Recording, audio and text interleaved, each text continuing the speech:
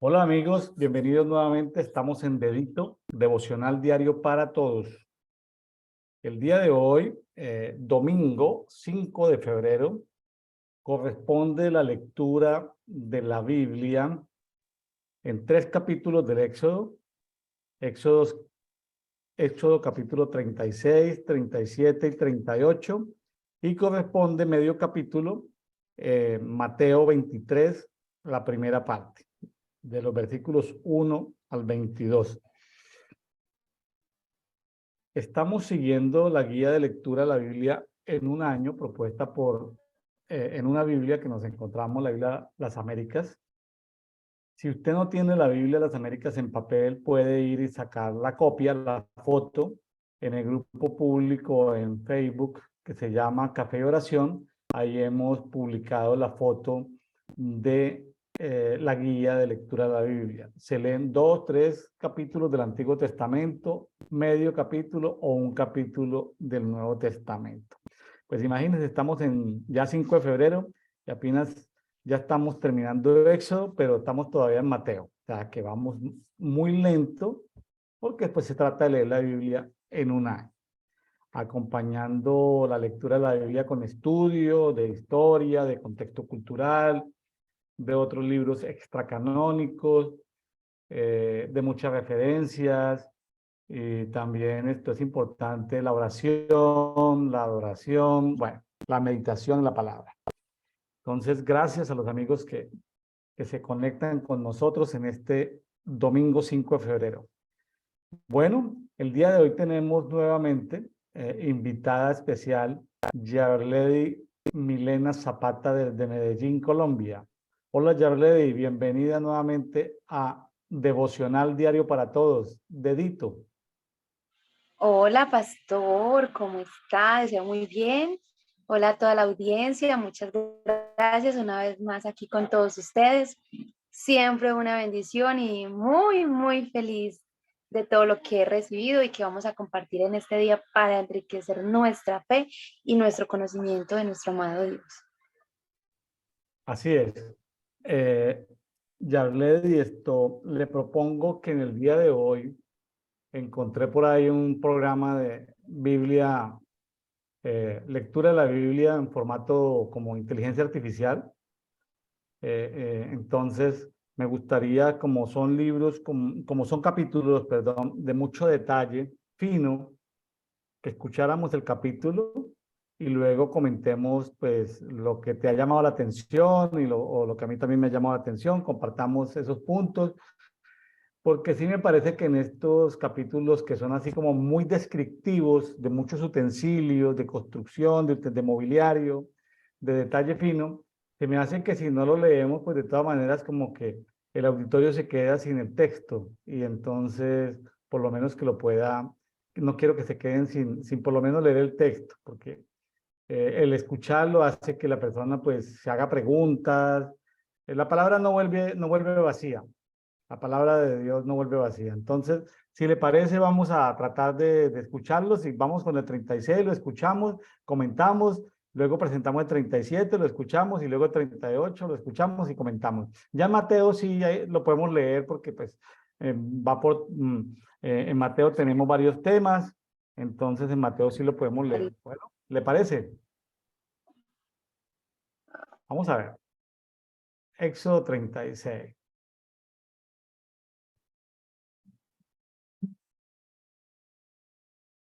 Éxodo capítulo 36.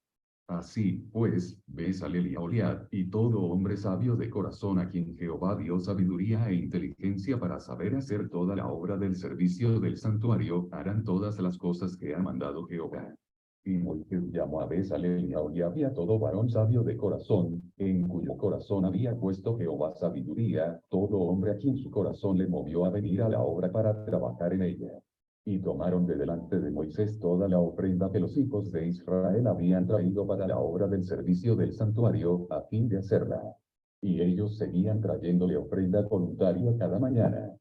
Tanto que vinieron todos los maestros que hacían toda la obra del santuario, cada uno de la obra que hacía, y hablaron a Moisés, diciendo: El pueblo trae mucho más de lo que se necesita para la obra que Jehová ha mandado que se haga. Entonces Moisés mandó pregonar por el campamento, diciendo, ningún hombre ni mujer haga más para la ofrenda del santuario. Así se le impidió al pueblo ofrecer más, pues tenían material abundante para hacer toda la obra, y sobraba. Todos los sabios de corazón de entre los que hacían la obra, hicieron el tabernáculo de 10 cortinas de lino torcido, azul, púrpura y carmesí.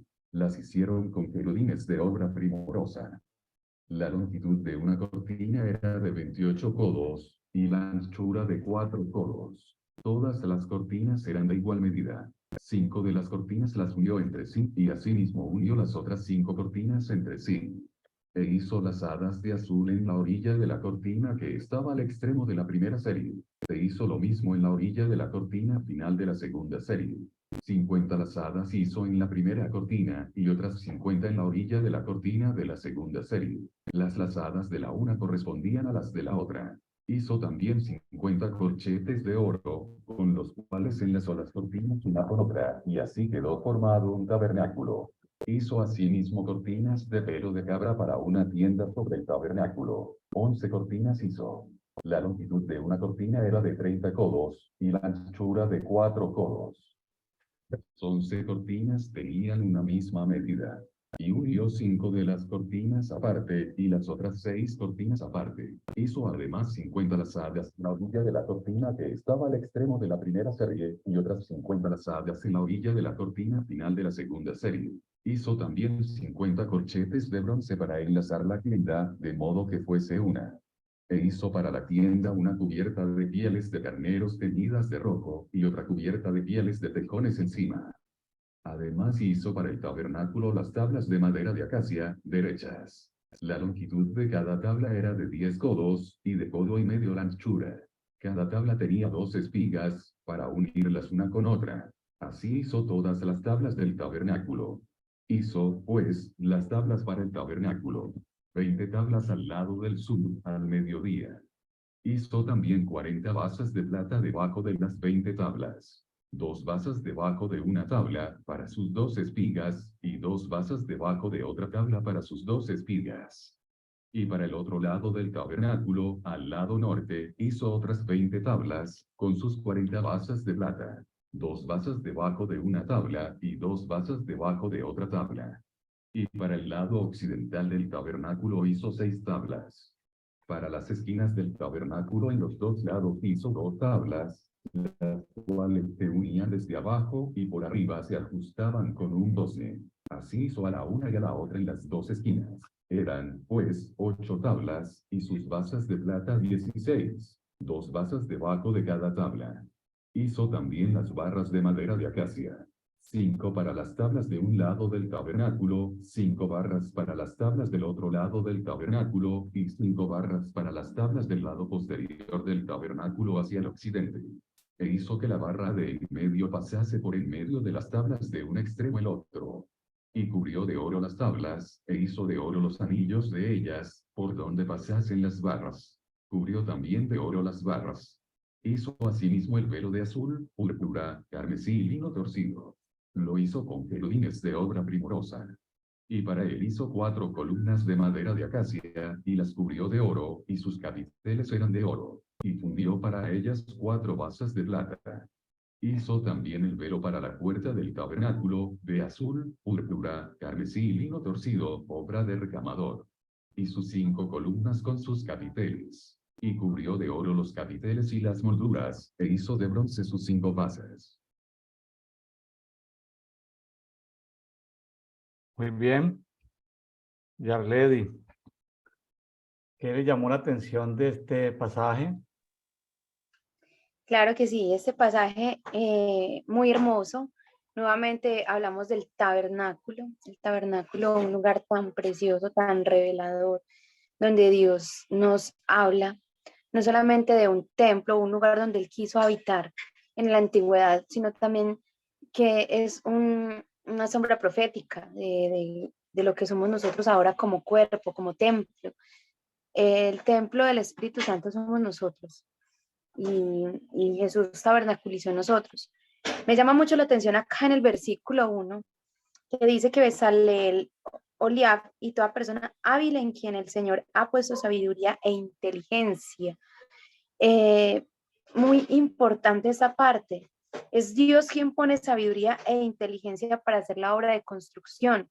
Cuando yo estaba leyendo el capítulo y preparándome para realizar este conversatorio, este devocional, podía ver que es Dios el que pone el querer como el hacer. Ya lo sabemos, pero una vez más con este capítulo lo podemos ver.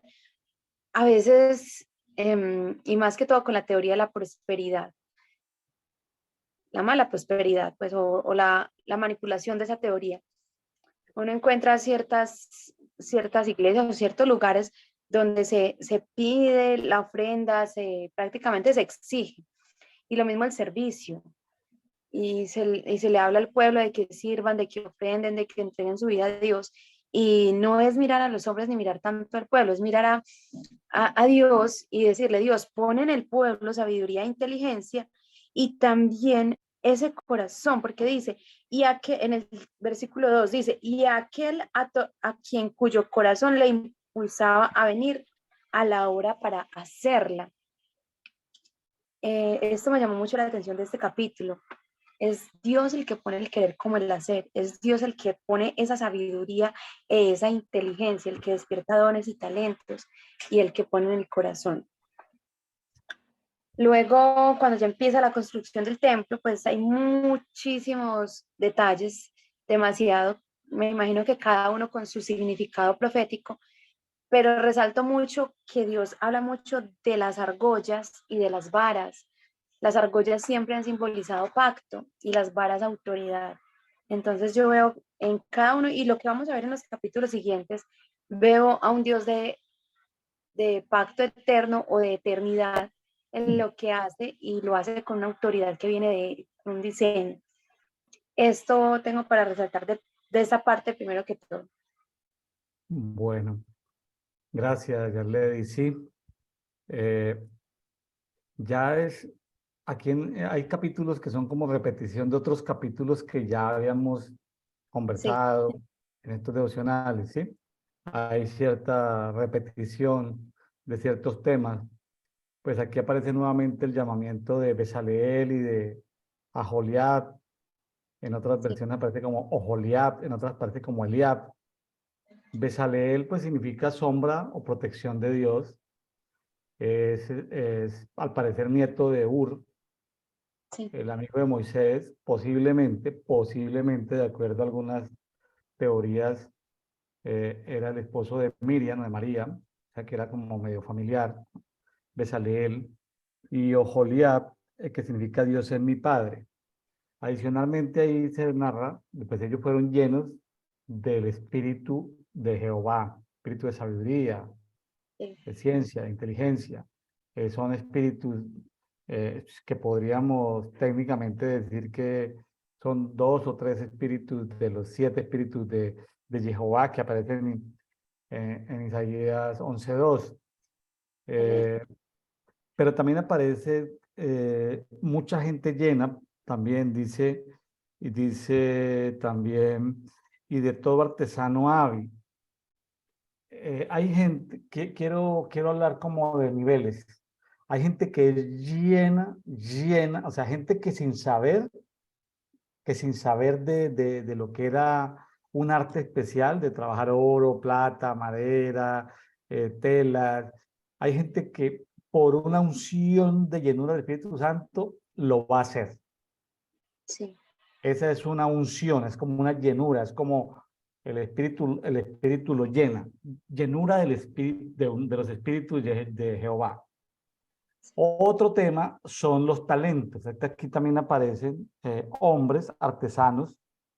En otros pasajes vimos que habían mujeres que eran expertas también, pero esos son talentos. Entonces podemos hablar de talentos, podemos hablar de unciones, pero podemos hablar de gente muy llena de los espíritus de Dios para hacer este tipo de cosas. Qué interesante eso, porque eso nos daría como para hacer un estudio, una investigación de los niveles, ¿sí? Porque Dios dio talentos y dones a todos los seres humanos, a los buenos y a los malos, pero los malos pues no los va a llenar de su espíritu. Esta es una ventaja que tenemos los hijos de Dios, que podemos ser llenos del Espíritu de Dios. A los que no son hijos de Dios pueden tener el talento o el don, porque Dios se los dio, pero no son llenos del Espíritu de Dios para ese talento. Ahí tenemos una ventaja. Lo otro que me Así llama la es. atención así rápidamente es el tema de las ofrendas suficientes. El tema de las ofrendas suficientes. Los encargados de recoger las ofrendas estaban Amando de Itamar, uno de los hijos eso aparece más adelante en el 38, capítulo 38, versículo 21, aparece uno de los 4 hijos de Aarón, y Tamar era el que registraba el inventario, pero habían como cierta gente delegada que se dio cuenta de que se estaba excediendo lo que necesitaban, le avisaron a Moisés, ahí está en Éxodo 34, 36, 5 y 6, y Moisés pues dio la instrucción de que se detuvieran las ofrendas porque ya se había ofrendado. Más adelante vamos a ver en el capítulo 38, justamente el mismo día de hoy, que solo en el tema del oro, me adelanto un poquitico, ¿sí? Se recogieron 878 kilogramos, era lo que se necesitaba, ¿sí? Al precio de hoy, que vale un poco más de $50,000 $50,000 el kilo de oro, al precio de hoy eso significaría $52 millones solamente en oro, solamente en oro. Wow, Sabemos que los que iban a ofrendar, pues era voluntariamente, pero también había otro tipo de ofrenda por empadronamiento. Los mayores de 20 años también tenían que dar una ofrenda, otras ofrendas especiales. así Entonces es. estamos hablando de que aquí por lo menos cada familia, cada hombre mayor de 20 años, yo hice un cálculo alrededor, estimativos por ahí, cada hombre mayor de 20 años, que eran 603,505, no solamente en el oro, sino en todos los demás elementos, eh, pensando en que más o menos, según mi cálculo, hacía grosso modo, más o menos ellos, a pesar de que habían salido de Egipto, en una pobreza, ya habían pasado como 9, 10 meses, ¿sí? Ya habían pasado de haber salido de Egipto. Y cada uno de esos 603,000 hombres, aproximadamente, fueron a ver cada uno haber ofrendado por lo menos $1,000. Entonces, en diferentes elementos. Entonces, es, sumó bastante. Eh, no me interesa ahorita dar el detalle de cálculos porque son precios locales, son estimativos, pero quería como ver la magnitud de la ofrenda, pero sin embargo no era todo lo que tenía, es decir, ellos tenían mucho más de lo que ofrendaron. No sabemos, y ahí no hay registro, de con qué se quedaron ellos, porque ellos tenían para ofrendar, fueron entregando hasta que les dijeron no más, pero no sabemos con cuánto oro, con cuánta plata, con cuántos tipos de telas, etcétera, etcétera, cuánto aceite, cuántas se quedaron, con cuánta madera se quedaron, con cuánto bronce, no lo sabemos, no hay registro. Quería resaltar simplemente en este capítulo el tema de ofrendar, como de, tuvieron que detener las ofrendas, tuvieron que parar las ofrendas y decir, ¿sabe qué? Ya no ofrenden más. Ese es el punto que me llama la atención, muy, muy interesante. Excelente. Sí, es que definitivamente la construcción del tabernáculo y por eso diría yo también que es tan reiterativo, porque en varios capítulos, como usted lo menciona, se habla de la construcción del tabernáculo, los detalles. Eh, definitivamente Dios nos está hablando no solamente de un elemento natural y espiritual, sino también de un elemento eterno e interdimensional, porque como compartíamos la vez pasada, cada elemento, cada partecita del tabernáculo representa una parte de nuestro ser, una parte de nuestro cuerpo, una parte de nuestra alma y una parte de nuestro espíritu. Nosotros, eh, una parte de nuestro ser representa, vamos a tomar el ejemplo que más me agrada a mí, que es la menorá. En nuestro cuerpo está representada la menorá en nuestra alma y en nuestro espíritu. Entonces, con cada partecita, es que definitivamente por eso vamos a tener la eternidad. La eternidad. Y bueno, resaltar que siempre Dios hace, muestra que es sus diseños y, y que se hagan en la tierra conforme es en los cielos estos diseños. Y la finalidad que yo veo es para que Dios se manifieste, cuando se hacen las cosas conforme al diseño de Dios, y la unidad, porque se repite muchas veces que se hizo de una sola pieza o se hizo uno. Siempre que se habla del tabernáculo y sus partes, se habla de esa unidad, de esa unificación, para unirlas, para que sea una con otra, para que sea de una sola pieza. Es decir, Dios nos está hablando aquí de unidad. Y bueno, sabemos que allí era donde Dios manifestaba su gloria, su Shekinah. Dios habita en lugares donde se hace conforme a su diseño y su voluntad y donde hay unidad. Y mire la precisión, algo que me estoy adelantando al final del Éxodo, pero el tabernáculo se inauguró un año exactamente después de la salida de Egipto. O sea, el libro de Éxito fue el primer año de la salida. El tabernáculo se inauguró el primer día de un año. Estaban celebrando la salida de Egipto. Un año, o sea, Entonces, Éxodo solo habla del primero de los 40 años que estuvieron en el desierto. Y cuando nos adentramos a Levítico, ya en esta semana entrante vamos a ver que no es que las ofrendas se hayan detenido, esas fueron ofrendas especiales para el tabernáculo. Luego claro, eso aparece en una cantidad de ofrendas que son quemadas, de ofrendas que son vegetales, diferentes animales, diferentes tipos de elementos, ofrendas especiales que dan los sacerdotes, ofrendas que los sacerdotes se quedan con una parte, que todo se entrega en el altar, aparecen diferentes leyes para esos holocaustos, instrucciones para las ofrendas. Hay ofrendas que se sacrifican por el pecado, hay otras que son por la culpa, otras que son por consagraciones especiales, otras que son por paz, por un tema de paz. Y es decir, vamos a ver una cantidad de ofrendas vegetales y quemadas, de animales quemadas, o sea, ofrendas de sangre y de carne quemadas y ofrendas vegetales, pero todas con significados y con propósitos especiales. Es decir, y ahí nos vamos a ir en todo el libro de Levítico hablando casi todo el tema de ofrendas especiales. sí, Eh, yo estoy muy a la expectativa de lo que viene ahorita en Levítico, porque Levítico pues no describe mucho la andanza los 40 años, sino son instrucciones prácticamente de ofrendas y de alguna liturgia de cómo ejercer el sacerdocio, tanto Aarón como sus hijos.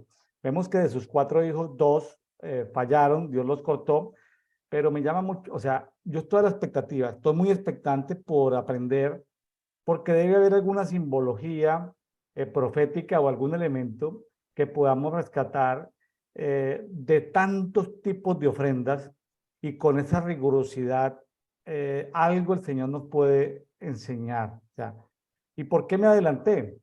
Porque para que no quedemos con la idea de que esta fue la única ofrenda, no, vienen ofrendas de ganado vacuno, de cabritas, de carneritos, de aves, pero también se dice de qué no ofrendar, animales impuros, eh, cosas que tengan levadura, que tengan miel, porque la levadura y la miel podían fermentar la ofrenda. Entonces, las y simpáticamente, en estos días vamos a estar viendo, entre hoy y mañana vamos a estar viendo temas de ofrendas en Mateo. O sea, el tema de ofrendas como, o sea, los estoy alertando a que abran su espíritu y estén expectantes a lo que el Señor nos quiera enseñar en el día de hoy, el día de mañana y la semana entrante. Eso es lo que amén. tengo para compartir, ya, Lady, de Éxodo 36. No sé si tú tienes algo más que podamos compartir o pasamos el video por inteligencia artificial, el tema de Éxodo 37. Sí, vamos con ese, por favor. Éxodo 37.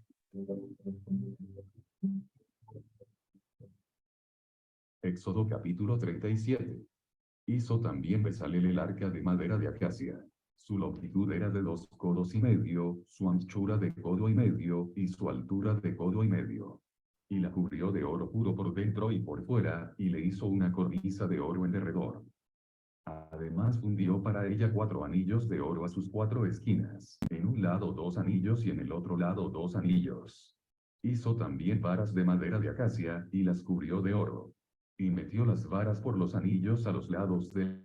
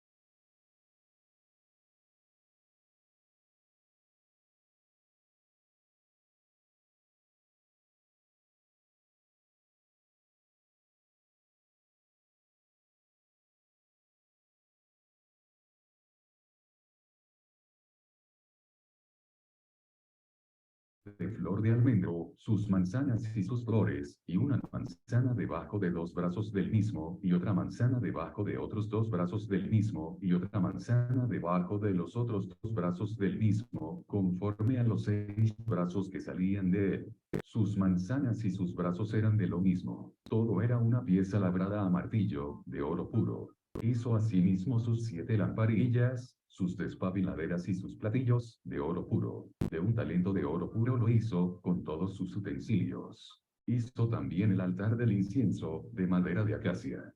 De 1 codo su longitud, y de otro codo su anchura. Era cuadrado, y su altura de 2 codos. Y sus cuernos de la misma pieza. Lo cubrió de oro puro, su cubierta y sus paredes alrededor, y sus cuernos, y le hizo una cornisa de oro alrededor.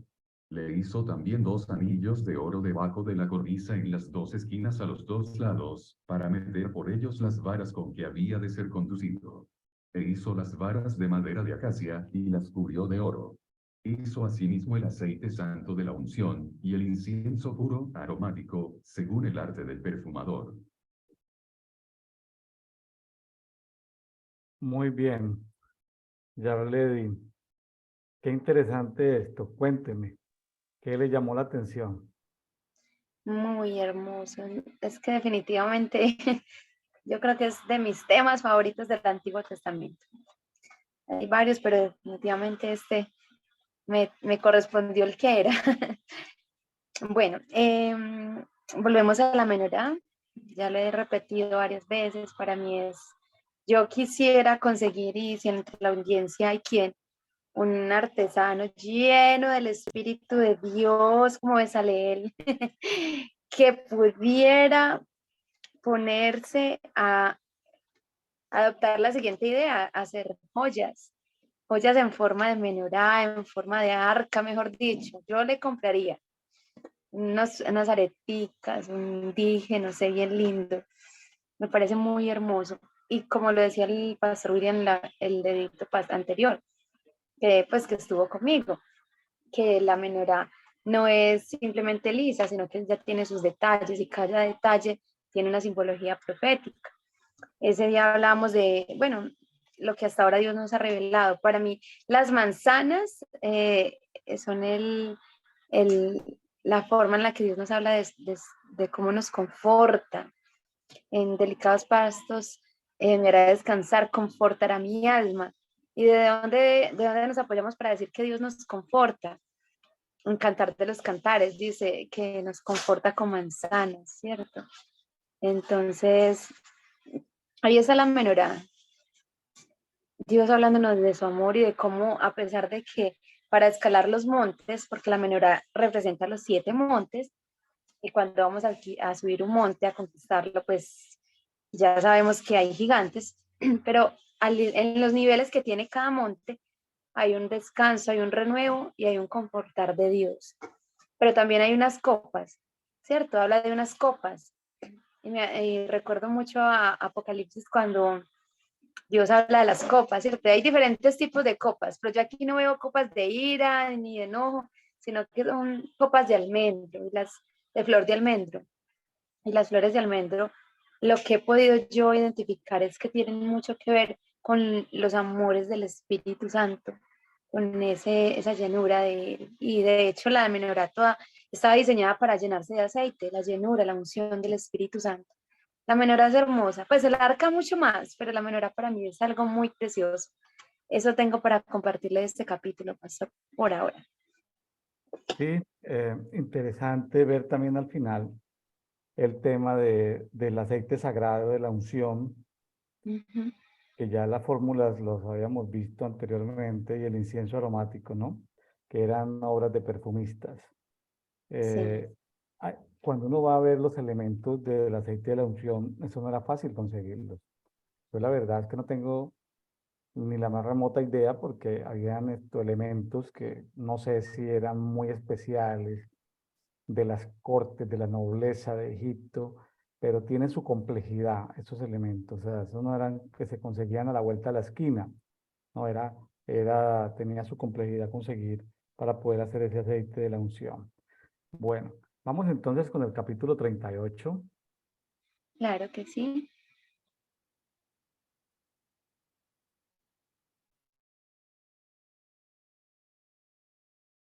Éxodo capítulo 38. Igualmente hizo de madera de acacia el altar del holocausto.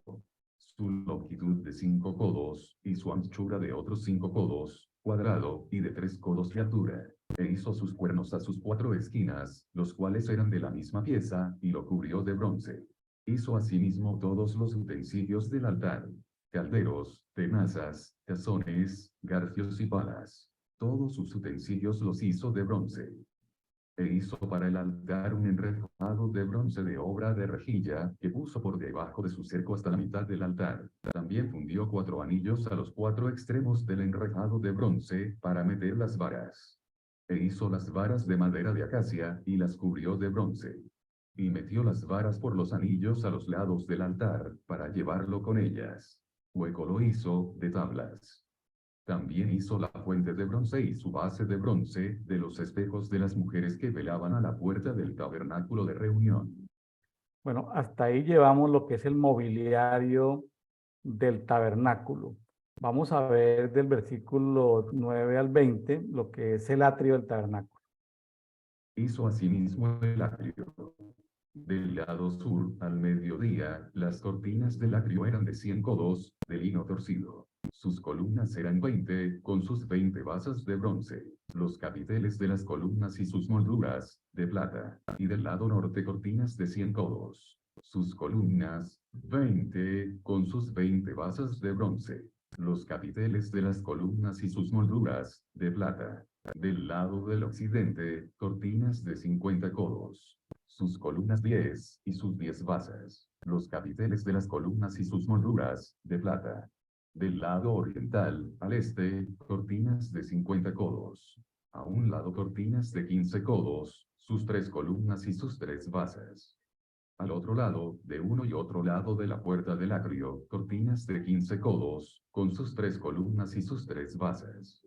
Todas las cortinas del atrio alrededor eran de lino torcido. Las basas de las columnas eran de bronce. Los capiteles de las columnas y sus molduras, de plata. Asimismo las cubiertas de las cabezas de ellas, de plata. Y todas las columnas del atrio tenían molduras de plata. La cortina de la entrada del atrio era de obra de recamador, de azul, púrpura, carmesí y lino torcido. Era de 20 codos de longitud, y su anchura, o sea su altura, era de 5 codos, lo mismo que las cortinas del atrio. Sus columnas eran 4, con sus 4 basas de bronce y sus capiteles de plata, y las cubiertas de los capiteles de ellas, y sus molduras, de plata. Todas las estacas del tabernáculo y del atrio alrededor eran de bronce. Bueno, a continuación vamos a ver en los siguientes versículos la dirección de la obra. ¿A cargo de quién estaba la obra? Estas son las cuentas del tabernáculo del testimonio, las que se hicieron por orden de Moisés por obra de los levitas bajo la dirección de Itamar, hijo del sacerdote Aarón. Y Bezalel, hijo de Uri, hijo de Ur, de la tribu de Judá, hizo todas las cosas que Jehová mandó a Moisés. Y con él estaba Aholiab, hijo de Ahisamac, de la tribu de Dan, artífice, diseñador y recamador en azul, púrpura, carmesí y lino fino. Bueno, ahí vemos a Itamar directamente como director de la obra, Itamar el hijo de Aarón. Qué interesante, para que no se nos pierda. Y de aquí, en Éxodo 38, del 24 al 31, prestemos atención sobre los metales que se usaron en el santuario. Los metales. Todo el oro empleado en la obra, en toda la obra del santuario, el cual fue oro de la ofrenda, fue 29 talentos y 730 siclos, según el ciclo del santuario. Y la plata de los empadronados de la congregación fue 100 talentos y 1775 siclos, según el ciclo del santuario. Medio ciclo por cabeza, según el ciclo del santuario. A todos los que pasaron por el censo, de edad de 20 años arriba, que fueron 603.550. Hubo además 100 talentos de plata para fundir las basas del santuario y las basas del velo. En 100 basas, 100 talentos, a talento por basa. Y de los 1775 ciclos hizo los capiteles de las columnas, y cubrió los capiteles de ellas, y las ciñó. El bronce ofrendado fue 70 talentos y 2400 siclos, del cual fueron hechas las basas de la puerta del tabernáculo de reunión, y el altar de bronce y su enrejado de bronce, y todos los utensilios del altar, las basas del atrio alrededor, las basas de la puerta del atrio, y todas las estacas del tabernáculo y todas las estacas del atrio alrededor. Muy bien. Bueno, Yaledi, cuéntenos qué le llamó la atención de este capítulo. Bueno, de este El capítulo, 38.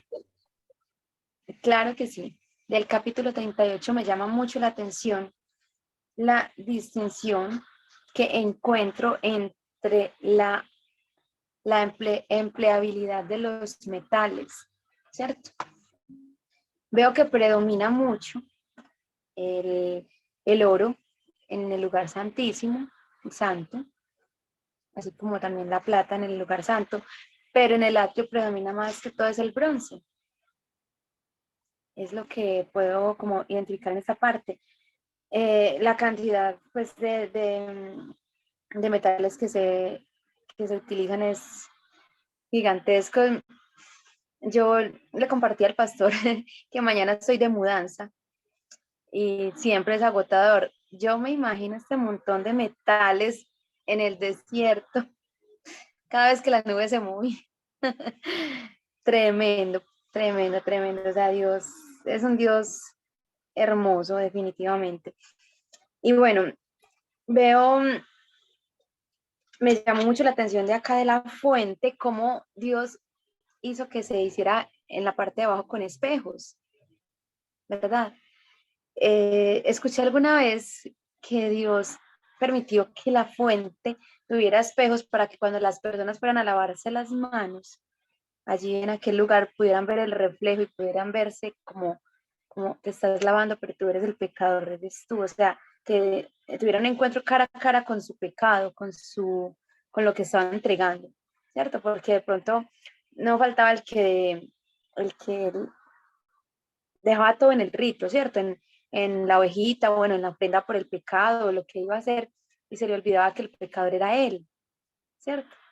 Entonces, me parece muy bonito como esa parte que Dios permite el espejo allí. Si usted sabe algo más, pastor, de por qué estaban los espejos, porque hay personas que dicen que los espejos son portales, en fin, se escuchan tantas cosas de los espejos, pero esta en particular me pareció muy bonita, para que la persona cuando fuese a lavarse allí en la fuente pudiese reconocerse a él mismo como el pecador. Esas partecitas me llamaron mucho la atención de este capítulo.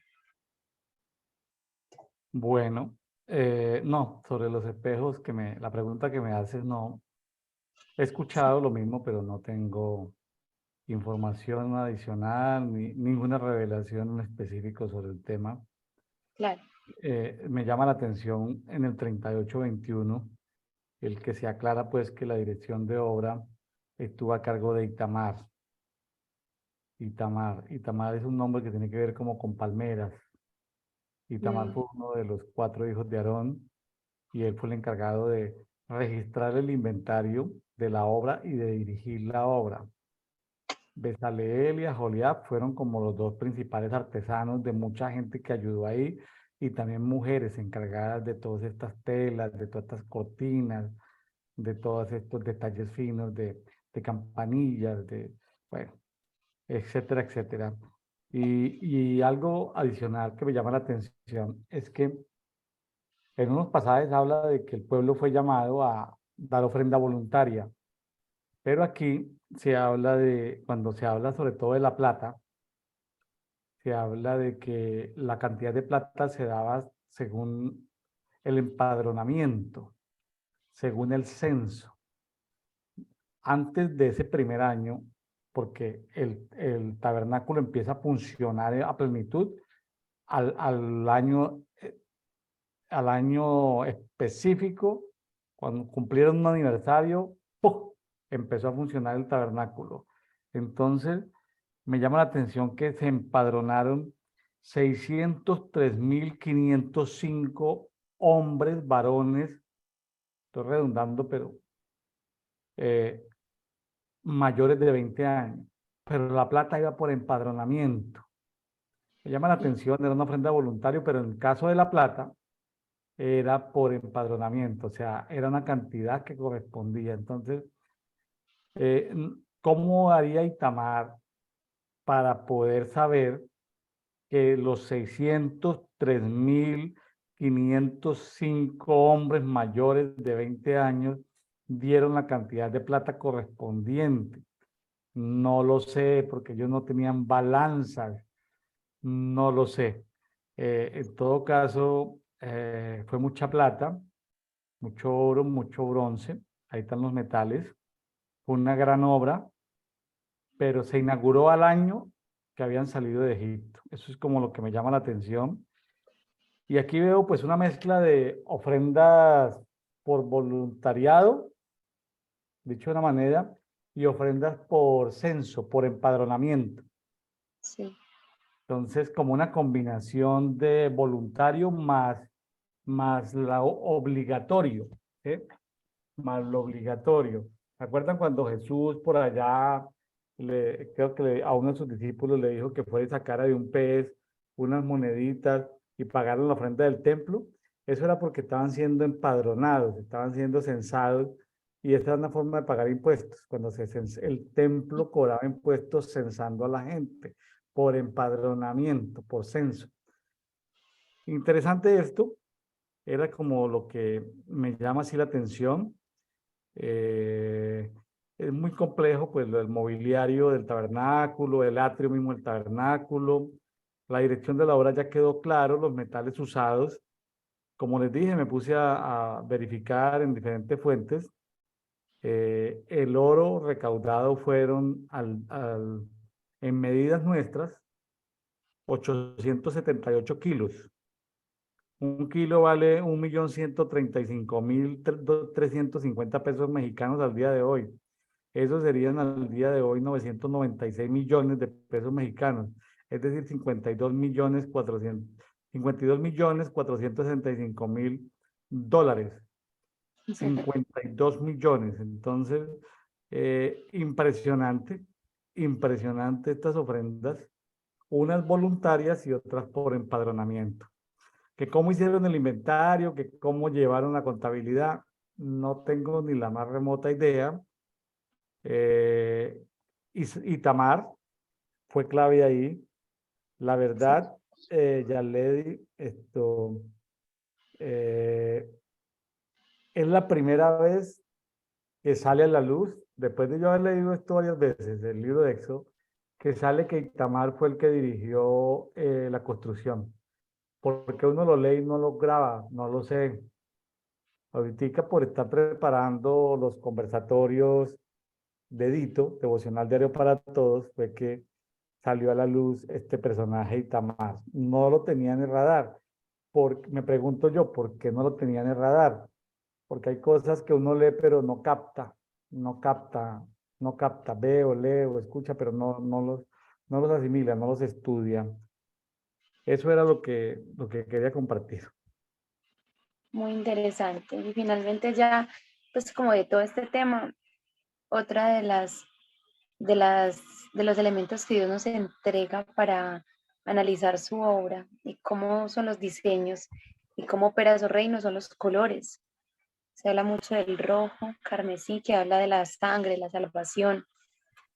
El púrpura, que es típico del reinado de Cristo, Rey de Reyes, Señor de Señores.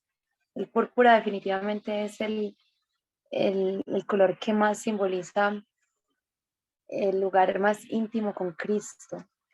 En el arco iris es el último color, el púrpura. Y el azul pues que ya tiene que ver con la gloria de Dios, con los cielos.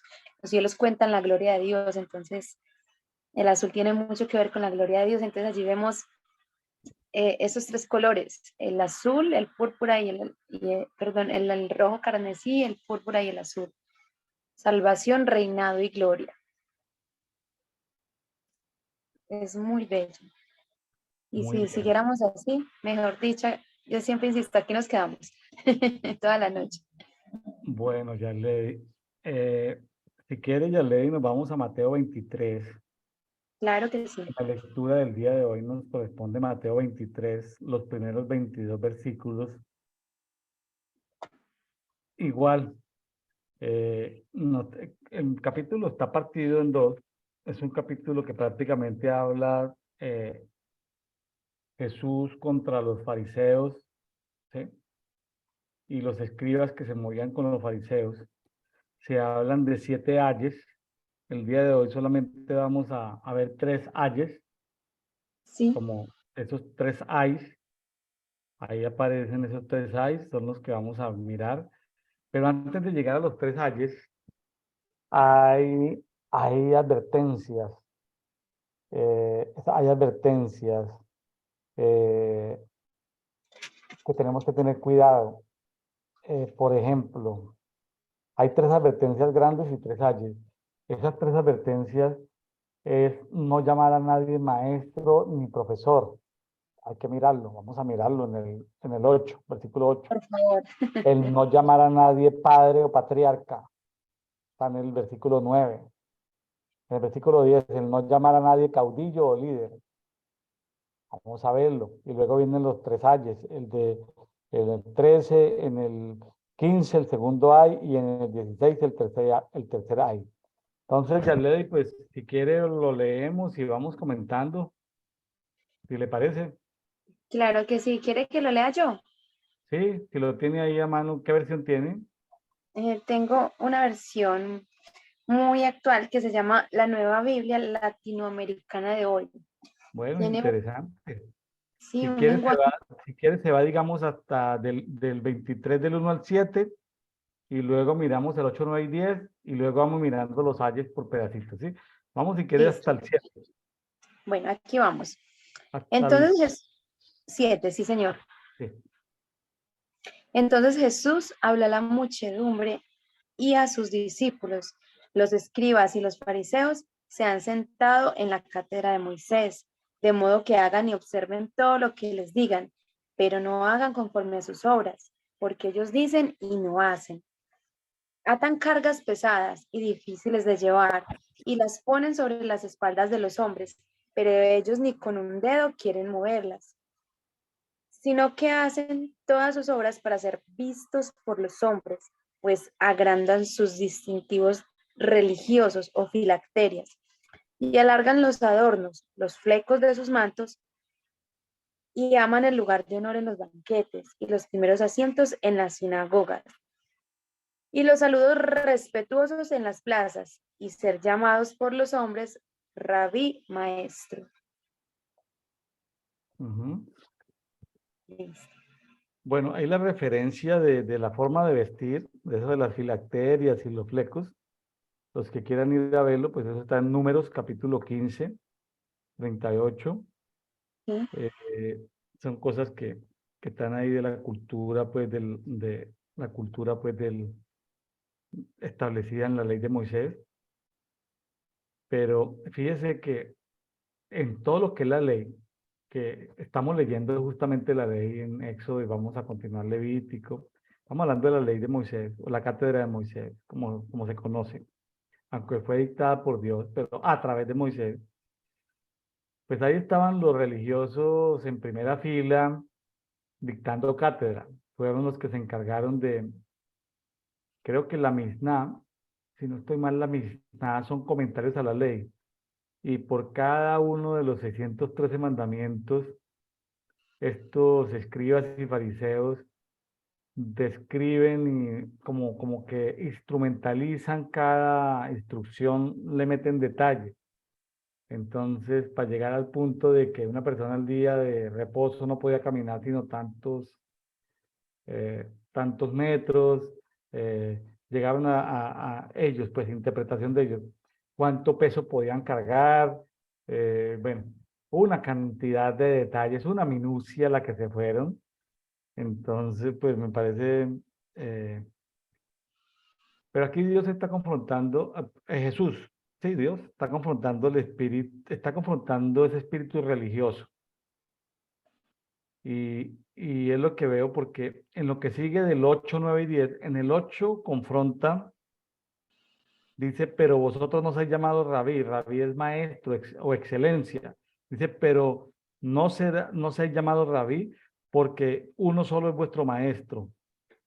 O sea, los religiosos quieren que les llamen maestros o quieren que les llamen profesor. Encontré en traducción lenguaje actual, palabra de Dios para todos, que a la gente le gusta que le llamen profesor. Entonces, ahora, alguien podría preguntar, oye, pero está mal que yo le diga en la universidad maestro, profesor a alguien. Pues no, no está mal. Pero en el espíritu religioso, el religioso quiere ser llamado maestro, quiere ser llamado profesor, sin serlo. ¿Sí? ¿Sí me hago entender? O sea, él quiere ser llamado de esa manera y pues, ahora, luego aparece que quiere ser llamado padre o patriarca. En el 9 dice, no llaméis padre vuestro a nadie en la tierra. ¿Sí? Pues Sí. uno solo es vuestro Padre celestial. Amén. Este versículo 9, algunos ministerios importantes que yo respeto son enemigos de los ministerios que dicen a los miembros hijos, pero enemigos radicales de algún ministro del Evangelio que le diga a su congregación hijos o que le digan padre. Pero también tengo ministerios que yo respeto y valoro que le dicen a la congregación hijos y que sus miembros dicen padre. La verdad es que el Señor traiga luz sobre esto. Simplemente yo comparto, lo respeto a ambos, pero a mí me confronta el día de hoy eso porque los religiosos quieren ser llamados padres y patriarcas. Ahora, vamos a suponer que estos ministerios no son ministerios religiosos y que merecen ser llamados padres o merecen ser llamados patriarcas. Yo no tendría ningún problema, la verdad. O sea, no me Exacto. quiero pegar de la parte lingüística, sino quiero ver el fondo de lo que se quería decir, porque este es un pasaje contra fariseos. Ahora, si esos ministerios no son fariseos, pues alguien les dice padre, pues así como Timoteo le decía a Pablo padre, pues, y Juan les decía a sus discípulos, hijitos míos, pues yo no veo que Pablo o Juan sean unos fariseos que no le puedan llamar hijos a ciertos discípulos, ¿sí? Ni que esos discípulos le puedan llamar a ellos padres, o sea, no le vería yo problema. Y el último, pero me sorprendió mucho en el 10, dice, ni seáis llamados caudillos, porque uno es vuestro caudillo, el Mesías. Busquen otras versiones y el caudillo significa líder. Ahora, o sea, yo no le puedo decir líder al líder de un equipo. No, yo sí le puedo decir líder, sino que hay que tener cuidado ese, no decirle líder al fariseo religioso que quiere que le digan líder, ¿sí? Sí, es el que no, ¿sí? O el que diga, no, mira, es que yo soy el líder, y si es un fariseo religioso, es como eso, ni decirle líder a ese fariseo religioso y tener cuidado con esos fariseos religiosos que se llaman líder, pero si yo en una empresa, en un equipo deportivo encuentro un líder, en un programa social, en una comunidad, pues se nombran líderes. Jetro le dijo a Moisés, nombra líderes de 10, de 50, de 100, de 1000. Pues esos no eran fariseos, esos eran gente que iba a prestar un servicio. Entonces yo creo, Yaledi, Sí. que no deberíamos caer en trampas lingüísticas, ni trampas lingüísticas, ay, no se puede decir líder, ay, no se puede decir padre, ay, no se puede decir profe o maestro. No tocar en trampa lingüística, sino ver quién está detrás de eso. Porque si el que está detrás de eso es una persona que se mueve con espíritu religioso de fariseísmo, pues sí hay que evitar decirlo. Es como lo que yo entiendo después de haber estudiado el día de hoy este pasaje nuevamente, ya le digo. No sé si usted está de acuerdo conmigo, o tiene una versión, una interpretación diferente o parecida. Coméntenos. No, claro que sí, estoy de acuerdo y creo que lo que usted quiere decir es que no llamemos a quien no se lo merece de esta manera. Es decir, creo que estas personas, tanto el maestro como el padre como el líder, debieron haber sido nombrados, debieron de haber sido llamados, escogidos y debieron de haber mostrado una fidelidad en sus frutos para ser llamados de esta forma. El fariseo y el escriba simplemente está de apariencias. Por allí Jesús también los llama sepulcros blanqueados, es decir, por fuera aparentan, pero realmente en sus frutos y en su esencia no lo son. Y eso es lo que el espíritu religioso quiere ser llamado, quiere tener posiciones, quiere usurpar lo que no le pertenece. Entonces eso es lo que yo también veo acá, que Jesús nos está diciendo, es como pilas, a quien le delegan una autoridad que no tiene, porque de seguro estamos dándoles llaves a quien no merece y abriendo puertas que no se deben. Eso es básicamente, pero que en el pueblo de Dios sí hay líderes, líderes sí, Claro que sí. hay maestros sí, pues al menos yo cada que me presento, yo sé que uno de Ah, mis aparte de mi profesión, mi ministerio es ser maestra.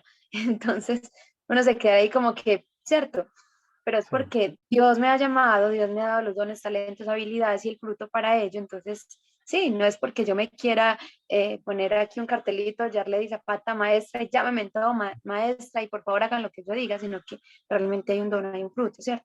Igual a Claro. los yo conozco pastores también que a su congregación le dicen hijitos, pero realmente han tenido un recorrido en el cual a sus miembros los han tratado como hijos suyos. Entonces, es ahí la esencia, es ahí como el llamado de Jesús.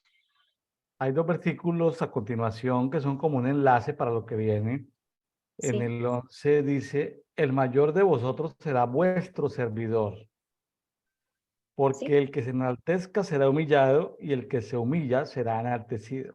Tengámoslo todos presentes, amén. tengámoslo todos presentes, ¿sí? Aquí hay como una estructura de servicio, eh, ¿sí? Vamos a llamarlo, que no encuentro otra palabra, porque es el mayor, ¿sí? El mayor es como, bueno, hablemos en una estructura como el liderazgo, está basado es en el servicio, ¿sí? Debe hacerse vuestro servidor. Eh, en algunas culturas el servicio está mal visto, ¿Por ¿sí? qué? El servicio está mal Porque visto porque se ve, tiene una connotación negativa.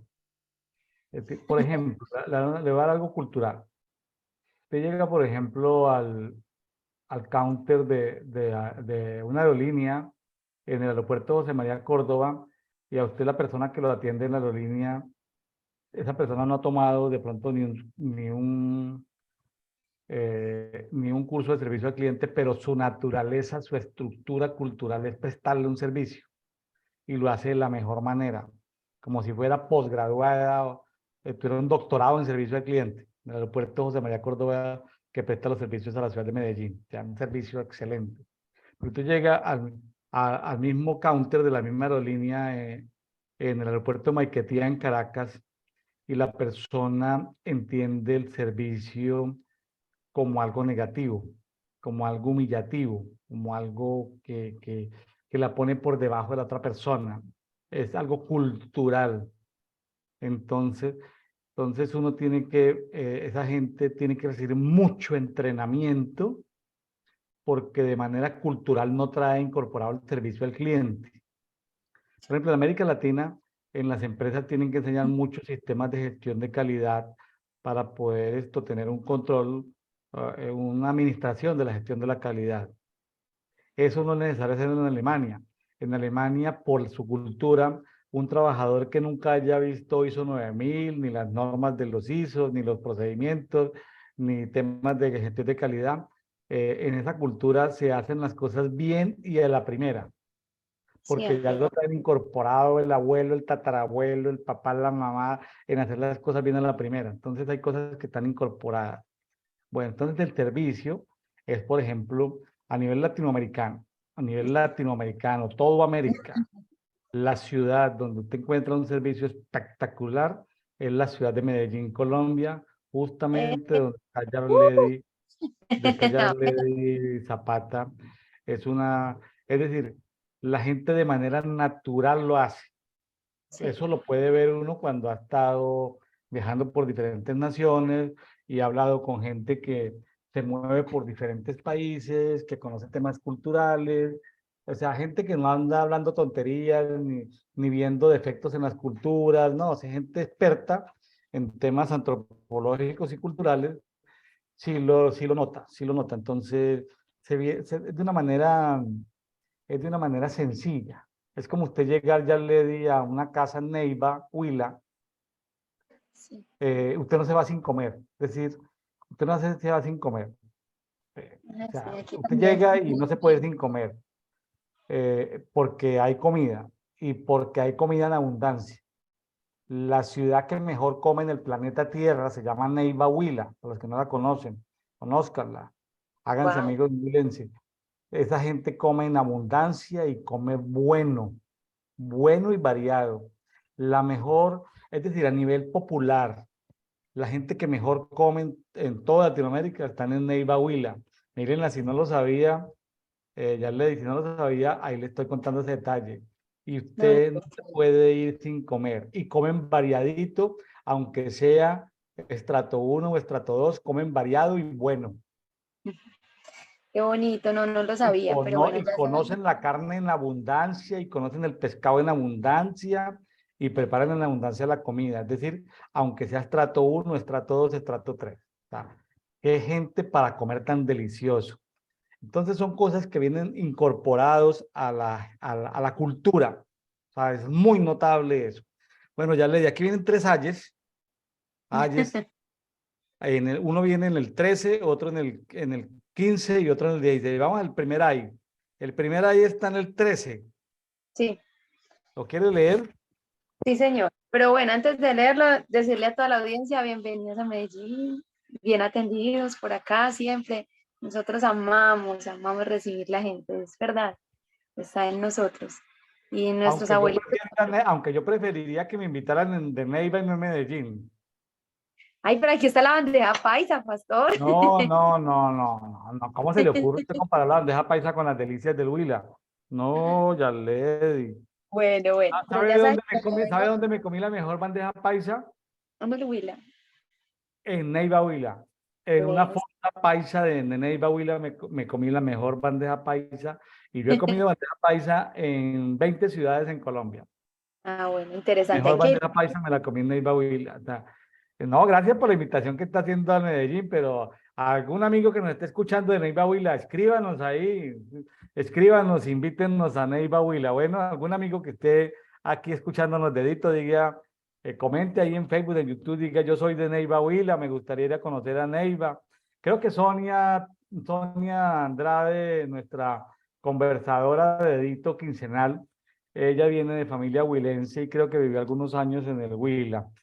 Entonces debe tener algo de genética, de esa parte de cultura. Pero no, Sí, ya Lady, está bien con la invitación que estás haciendo de servicio al cliente en Medellín, Colombia, una ciudad innovadora, una ciudad muy bonita, de alma muy bonita, ¿sí? De gente muy bonita, de gente muy atenta. Bueno, vamos con el primer ay, versículo bueno, 13. pues claro que sí, dice así, pero hay de ustedes, escribas y fariseos hipócritas, que cierran el reino de los cielos delante de los hombres, porque ni entran ustedes, ni dejan entrar a los que están entrando. Ahí. Explíquenos ese ay, ese primer ay de los 7 ayes que aparecen en este capítulo.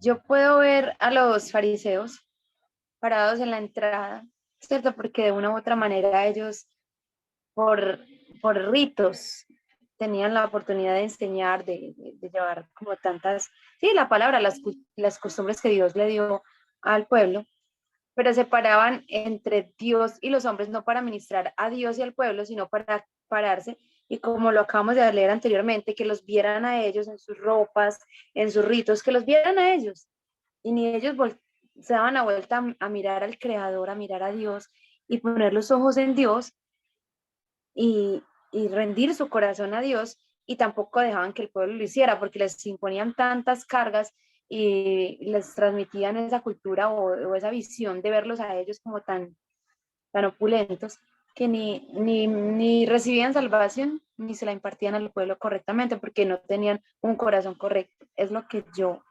interpreto de parte. lo que dices es correcto y estoy de acuerdo contigo, pero vayamos más preciso. Vuelva a leer el 13 y díganos cuál es la parte clave del 13. ¿Cuál es el diseño y el antidiseño clave en el 13? Otra vez vuelva a leerlo y nos vamos al Listo, diseño y al antidiseño. De lo que está listo, en el texto del 13 solamente. claro que sí. Hay de ustedes escribas y fariseos hipócritas. Hay una hipocresía que cierran, tienen llaves, entonces cierran el reino de los cielos delante de los hombres para que ni entren ustedes ni dejen entrar a los que están entrando. Cierran las puertas, cierran sí, las puertas de los cielos. Es lo que yo veo con su hipocresía. ¿Cuál es el diseño y el antidiseño que hay en este capítulo, en este versículo 13? El diseño es de abrir los cielos, de que se abran los cielos por medio de todo lo que Dios dio y ellos los cierran. En vez de abrir los cielos, unir cielos y tierra, lo que hacen es cerrarlos. Es lo que veo, no sé, cuéntenos usted qué Pero ¿cuál ve. es el rol, la función? ¿El rol o función ahí son porteros o son ancianos? Los ancianos se sentaban a las entradas. ¿Aquí son ancianos o son porteros? Yo los veo como más fácil como porteros, porque cierran. Más como porteros. Entonces, el diseño correcto es ser un buen portero Sí, y el diseño incorrecto es ser un mal portero. ok. Un religioso es un mal portero. Ni entra ni deja entrar. Son los que vacunan a la Ese, gente con el evangelio. eso es lo que hace vamos a llamarlo un fariseo. Un religioso es un mal portero Sí. de manejar puertas. Un buen, digamos, el diseño correcto es ser un buen portero. Ahora, nosotros somos puertas, nosotros multidimensionalmente hablando, somos porteros, pero también somos puertas. Sí, Salmo Pero 24. multidimensionalmente hablando, tenemos llaves, pero multidimensionalmente hablando, también somos llaves. O Ujú. sea, aquí hay una función en las desarrolladoras o constructoras mexicanas, la gente que se encarga de cuando se va a entregar una casa al usuario final, al comprador, se le llama el llavero. El llavero es el que carga todas las llaves porque eso hay juego de llaves por cada casa. El llavero es simpático porque ese es un trabajo que existe y se conoce como el llavero. Entonces, no es muy común, salvo que la persona esté en construcción trabajando, pero aquí es un diseño de porteros, o sea que los fariseos son malos porteros, ¿correcto? Listo. Vámonos con el... Entonces, hay de los que son malos porteros en este momento. Ya le denos un ejemplo de un mal portero el día de hoy. Ajá. Alguien que se diga cristiano y que ande dando mal testimonio. No, porque que alguien que da mal testimonio no es que tenga una puerta. Pues yo lo diría desde el punto de vista, por decir, en una familia, el que sea cristiano y toda la familia esté viendo su testimonio, pues en vez de abrir la puerta de la salvación y de los cielos a la familia, se la está cerrando con su testimonio. Pues es lo que percibo y lo que he visto en la vida real. No, pero está bien, pero acérquelo un poquito más. A la realidad.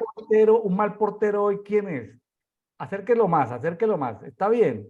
Lo que dice está bien dentro de un contexto familiar. Acérquelo más, digamos, a un contexto congregacional. ¿Quién es un mal Ah, bueno, portero a nivel congregacional? un mal líder, un mal predicador, un mal ujier. Es más, un mal hermano que entre una persona nueva y que ni siquiera la sepa recibir. Que, por ejemplo, hoy una señora, la que me entregó las llaves de la casa por donde me voy a mudar, me dice que en algún momento fue a una iglesia de otra denominación, porque no quiero hablar pues mal, y la trataron pues más bien muy mal, y ella dice, yo no quiero volver allá. Le cerraron la puerta con esa actitud. Y también Bueno, muy puede bien. ser desde lo que se predica desde el púlpito, Sí, porque sí, sí, porque hablemos, digamos, físicamente del que está en las puertas. En algunas iglesias le dicen ujier. A mí no, ese nombre no me gusta más un diácono, un servidor.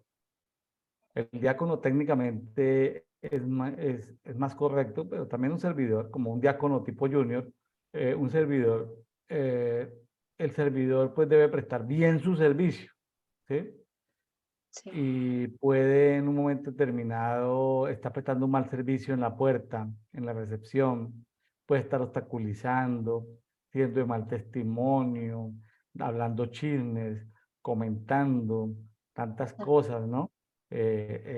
Filtrando a la gente. Hay porteros en las iglesias que tienen el espíritu de Absalón, Ah, sí. También. porque creen que le hablan a la gente que ellos son mejores que el pastor, que si ellos fueran los pastores harían otra cosa. Es decir, tienen el espíritu de Absalón ahí, ¿no? Tratando de quedar bien ellos, o están involucrándose con la gente, o le están echando el piropo a la hermanita que va, a la hermanita, a las hermanitas, entonces es un tipo coqueto, ¿sí? Es decir, imprudente, que no administra bien su mirada, y que no saluda, o que huele a feo, en fin, hay que tener esos detalles, o sea, buen portero, o sea, no caigamos, que no diga, ay, no, sino que, oye, no, un religioso se nota porque es un mal portero. Listo, ahí vamos, ya le di. Sí, excelente. Vamos con el segundo ay. El segundo ay está en el 15, le damos el 15. No, el 14. Bueno, el 14 en la Biblia textual 4 no lo tengo. ¿Qué dice? Que no lo tengo. Eh, Pero ¿Qué dice, entonces qué dice en su Biblia el 14? dice, hay de ustedes fariseos y escribas hipócritas que devoran las casas de las viudas, aun cuando por pretexto hacen largas oraciones. Por eso recibirán mayor condenación. ¿Por qué no está eso en la versión textual? Buena pregunta. ¿Por qué no está en el original? Vuelva y lo lee, por favor. Claro que sí. Hay de ustedes escribas y fariseos hipócritas que devoran las casas de las viudas, aun cuando por pretexto hacen largas oraciones. Por eso recibirán mayor condenación. ¿Cómo se devorará la casa de una viuda? ¿Cobrándole intereses, préstamos o qué será? ¿Cómo lo entiendes ahí, ya le di? Claro, aprovechándose de que no tiene quien la defienda, de cierta forma. A las mujeres que, pues yo he notado mucho esto, que a las mujeres que no tienen esposo o pareja, hay muchas personas que se quieren aprovechar, de verdad, de verdad. de muchos aspectos, desde muchos aspectos. Se los digo porque por ahí he estado yo también. Y uno encuentra que hay personas que piensan que pueden, no sé, pasar por encima de la autoridad. Bueno, yo como lo veo acá, a estos fariseos y escribas, claro, como ellos tenían cierta autoridad, entonces se valían de esa autoridad para ir a orar por la situación de la viuda y sacarles dinero, pedirles dinero. Entonces, cuando dice devorar las casas de las viudas, es decir, lo poquito que les haya dejado el difunto, llevárselo en ofrendas por oraciones, es lo que Ya le interpreto. dijiste algo que de pronto me salgo un poquitico del tema, pero bueno, esto es un conversatorio. Sí. ¿Tú crees que en nuestra cultura latinoamericana eh, una mujer empresaria o negociante, emprendedora, en un momento determinado, eh, sus proveedores o clientes se sienten como en ventaja de querer abusar de ella porque no hay un hombre que la represente? Sí, ¿Sí? no todos, pero sí. Usted sabe que yo tengo, yo soy una mujer soltera, no tengo un hombre que me represente aparte pues, de Jesús, aunque suene un poquito religioso, y tengo mi empresa, en Proyecto Junior, estoy estudiando, tengo mi hogar, mis hijos, la comunidad me respeta y me quiere, pero no faltan las personas que piensan, entonces toca hacer uso de el equipo interdisciplinario, en este caso llamemos a Ana María Arias, un saludo para ella, que es abogada y bueno, amiga, ¿qué puedo hacer en este caso? Entonces ella me dice, por la ley y el decreto tal, puedes hacer esto y me ha tocado, porque realmente hay personas que piensan que porque uno es una mujer soltera, no, pues pueden pasar este tipo de situaciones. Entonces es ahí donde Dios nos da lo que hablábamos ahorita leyendo Éxodo, el espíritu de inteligencia y sabiduría y de buscar estrategias y a demostrar que a pesar de que naturalmente estamos solas, espiritualmente no. Bueno, vea, Sí, interesante señor, eso, pero se ve mucho. interesante. Sí, señor. Entonces, la solución es que no se quede sola, entonces, ya Lady. Así va a ser. Dios ya sabrá cuándo. Pero ¿por qué le tiene que soltar eso a Dios? Dios ya hizo lo que tenía que hacer. Amén. Es agarrar esa promesa y bajarla y hacerla materializarla, ya Lady. Tiene que aumentar el nivel de fe para eso. Amén. Bueno, allá vamos. No nos Bueno, ya salgamos Lady. del contexto, no vamos a hablar de Bueno, matrimonio sí, por ahora, sí, sí, pero sí. sí, No, tomo el consejo, tomo el consejo. sí, sí. Bueno, vamos con el 15. Ahí hay otro, hay. Bueno, hay de ustedes, escribas y fariseos hipócritas, que recorren el mar y la tierra para hacer un prosélito, y cuando llegan a serlo, lo hacen hijo del infierno 2 veces más que ustedes. Este no lo entiendo. Bueno, yo tampoco lo entendía así como está en la versión textual. Me fui a mirar las otras versiones y entonces en otras versiones lo explican. O sea, hay cosas Sí, que no son de revelación, sino simplemente ir a mirar otras versiones. Imagínense que cuando ellos van a buscar a un nuevo miembro de la secta de los fariseos, ellos lo buscan, lo disipulan, le sacan tiempo para que otra persona ingrese al fariseísmo. O sea, un religioso se preocupa por entrenar a otro, a un aprendiz de fariseo. Hace lo que sea. Hace lo que sea por compartir y por llevarlo ahí. Es algo misterioso. Hacen hasta lo posible y casi lo imposible lo hacen. Un prosélito es como un estudiante nuevo, es como un nuevo admitido, es como un fariseo junior que está entrando pues a ser parte del grupo, ¿sí? Y entonces aquí Jesús es muy duro, ¿no? Porque les dicen o sea, el resultado de todo ese esfuerzo va a ser que tienen que están haciendo hijos del infierno. Ahí Jesús está siendo un poco duro, muy duro, porque, a ver, el religioso se esfuerza porque hayan más religiosos, pero quieren que crezca su secta, entre comillas. Quieren que se fortalezca su equipo. Cuando aparece alguien que se interesa por los fariseos y les hace preguntas, los reclutan y le gastan tiempo. Simpático, ¿no? Sí, tremendo. O Sí, sea, un fariseo, voy a decirlo, el fariseo está equivocado en lo que está haciendo, pero lo hace con mucha diligencia. Disipula al candidato a ser fariseo. ¿No le parece que es muy diligente el fariseo en enseñarle a otros el fariseísmo? sí, demasiado. Es que el espíritu religioso tiende a ser así, tiende a ser violento. Esa es la palabra, violento. El espíritu Y religioso, el espíritu fariseo es lo mismo que el espíritu político. Bueno, vámonos sí, con otro ay que aparece aquí en mitad de este capítulo que está en el 16. listo. Hay de ustedes guías ciegos, porque dicen, no es nada si alguien jura por el templo, pero el que jura por el oro del templo contrae obligación. Claro, aquí ellos le quieren poner el valor a las cosas, tan solo por sus intereses propios, haciendo lo uno, pues menospreciando lo uno y valorando lo otro de una manera injusta, porque el templo obviamente tiene mayor valor que el oro. Sí, es que ellos tenían unas costumbres y unos dichos que cuando juraban por el templo, no tenían que cumplir el juramento, pero cuando juraban por el oro del templo, sí tenían que cumplir el juramento. Entonces, ¿quién es más importante, el oro o el templo?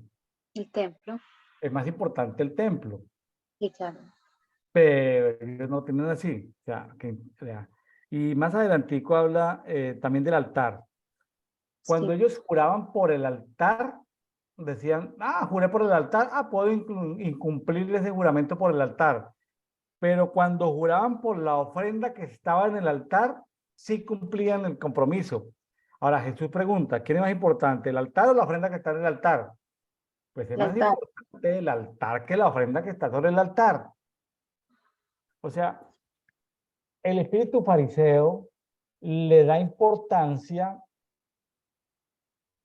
a, a cosas que comparándolas con otras son de menos relevancia. O sea, el fariseo no logra ver lo importante. Aquí lo importante entre comparar el templo con el oro del templo, lo más importante es el templo. Entre comparar el altar con la ofrenda que está en el altar, lo más importante es el altar más que la ofrenda que está sobre el altar. Pero el espíritu del fariseo está como más pendiente de lo material que de lo espiritual.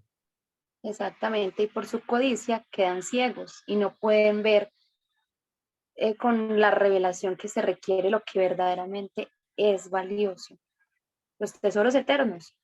Ven los Si ya, tesoros naturales. si ya Lady es buena ofrendadora, ¿qué hace el fariseo? La sienta en la primera fila. Ay, Dios mío. Si no es buena ofrendadora, no la invitan a la primera fila. Eso hace un fariseo. Se fija más en la ofrenda que está sobre el altar que en el altar. Ya le di, el fariseo le da más importancia a las cosas materiales que a las cosas espirituales. Ahí te puede Sí, detectar quién es un fariseo. Mire que este pasaje, que lo vamos a completar mañana, por favor no se pierdan mañana, lunes 6 de febrero, la combinación de estos ayes.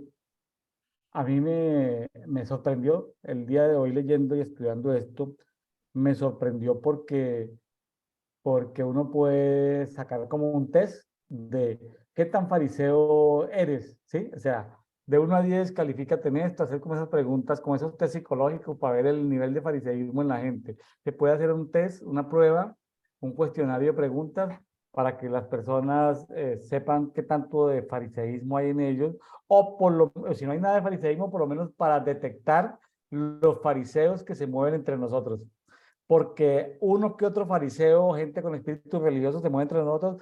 Claro, el que está más orientado hacia el legalismo que hacia las cosas del espíritu. claro. Entonces, en ese orden de ideas, ¿qué sería lo contrario a fariseo? Gente llena del Espíritu. Gente llena del Espíritu. La gente llena del Espíritu no necesita del fariseísmo porque la gente llena del Espíritu no lo necesita. El fariseo está pendiente del reglamento, que la Sí. reunión termine en 1 hora. Y si se demoró 1 hora y 5, entonces al pastor, que es un empleado, le mandan un memorando diciendo, ya va una vez, si pasó 10 minutos, van 2 veces, a la tercera vez lo despiden de la denominación. Los fariseos son así, orientados a Ay, procedimientos, a no. cosas, no son orientados a ver qué es lo que Dios está hablando, o sea, son orientados más a la norma que al espíritu, al vestido, a las cosas que se pueden monetizar. En fin, fíjese que el fariseo pierde el sinsentido. Me voy a adelantar un poquitico a lo que vamos a ver mañana, porque dice en el 23 Unai, porque aquí nos parten en el día de hoy, nos dicen que le damos hasta el 22, pero avancemos hasta el 23 y dice, hay de vosotros escribas y fariseos hipócritas que diezmáis la menta, el eneldo y el comino. O sea, tienen claro lo que es ofrendar. Sí, son buenos ofrendadores. El fariseo es Sí, un buen y Dios ofrendador, mío. pero no hace lo importante de la ley. ¿Qué es lo importante de la ley? 3 cosas: justicia, amor y Y fe. fe. Justicia, amor y fe. Ujú. Entonces, el fariseo dice, no, es que yo diezmo, es que yo ofrendo. Sí, pero ¿dónde está tu justicia, tu amor y tu fe? Sí es. Así es. Los frutos, ¿dónde están los frutos? Pero frutos específicamente de justicia, misericordia y fe. O sea, O los del sea, espíritu. el, el fariseo pierde la perspectiva de las cosas que para Dios tienen sentido. Justicia. Fíjese que en estos últimos 10 años la Iglesia de Reforma habla de justicia. Eh, Se habla de fe. La Reforma habla mucho de fe por lo profético, los niveles de fe, lo profético. Se habla mucho de fe. Y también se está empezando a hablar de amor. Porque ¿qué pasaría si conocemos todos los misterios y hablamos todas las lenguas, pero no tenemos amor, Lady? Nada somos, dice la palabra. Somos como metal que suena, pero uy, lastima el oído. O sea, no es música, es ruido. Somos metal que produce mal sonido, o sea, un metal que no. Entonces, ya podemos ser proféticos, tener mucha fe, pero si no tenemos amor Nada somos. delante de Así es. Dios, perdemos valía, ¿sí? Perdemos valía, perdemos valor. Bueno, Yaledi, pues muchas gracias por este conversatorio el día de hoy. Nos ha rendido el tiempo, este conversatorio el día de hoy. Sí, Cuéntenos algo que le haya quedado así como súper relevante. Una sola cosa que le haya quedado hoy que diga, wow, esto para mí fue nuevo hoy. O esto me sirvió. Puede que ya sea antiguo, pero que le haya servido en el pasado.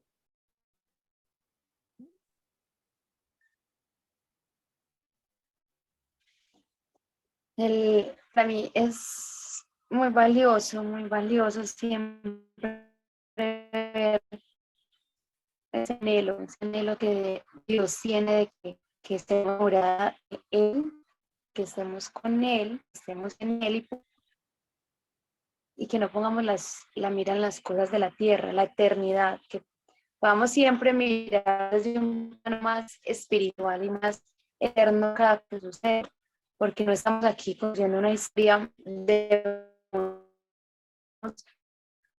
que 100 años, sino que estamos en un legado eterno que están impactando generaciones y de una forma multidimensional. Entonces, poder volver a ver que lo que estamos construyendo acá en la Tierra no es pequeño, que trasciende Bueno, creo que la señal, no sé si es de aquí o allá, pero la señal tiene algo de problemas. Bueno, ya amigos, hemos llegado a la parte final. Hemos llegado a la parte final. Muchas gracias, Yarledi Zapata desde Medellín, Colombia. Amigos de Café de Oración, Dios los bendiga. Nos vemos el día de mañana. Bendiciones para todos. Bendiciones, Yarledi. Gracias. Bendiciones, gracias.